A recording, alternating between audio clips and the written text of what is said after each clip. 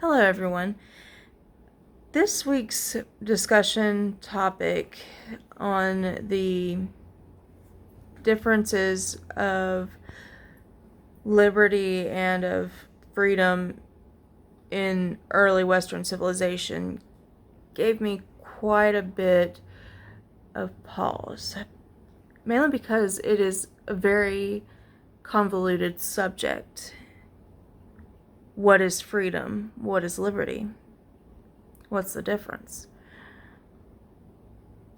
In today's society, if you ask any person on the street, they're likely going to tell you that freedom and liberty are one and the same, that it means that we have the right to do as we please.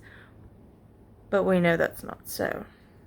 But according to the ancient philosophers Aristotle and Cicero, in their respective works, the Politics by Aristotle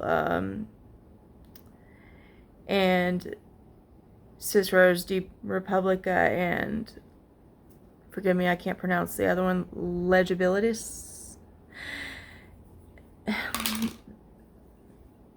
There was a very unclear definition of both freedom and liberty. Now, Aristotle in the Politics did hint at what freedom was. In Book 1, he discusses the physical freedom of people. To be a slave was, of course, to not be free. And that freedom meant having the capacity to think about yourself, how you act, what the consequences were. In short, it was sort of like, even though one was not physically a slave, they could still be a slave to their own inadequacies.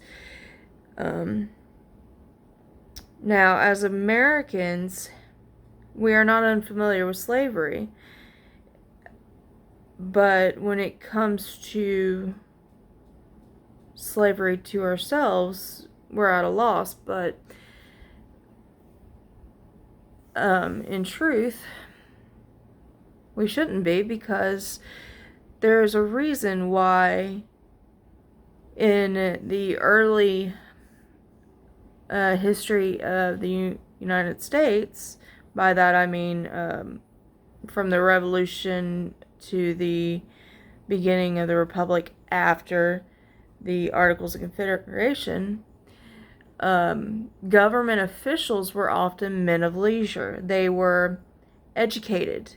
They were not required to be on hand at their place of business for days on end. In short, they were educated and rich.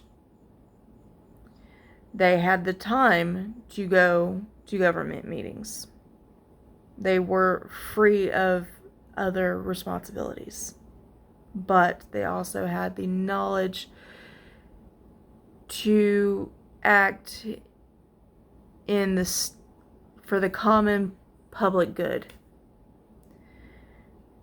That does not mean they always did, but that is also discussed in his work on basically the pervertedness of certain government structures. A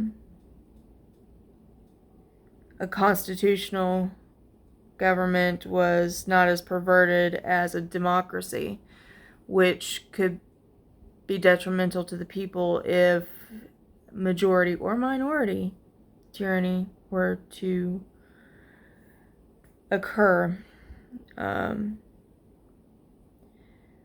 So, on to liberty. Liberty comes from the Latin word libertas, and once again is not very clear. It is not very clear how the ancients understood the concept. But from the articles that we were required to read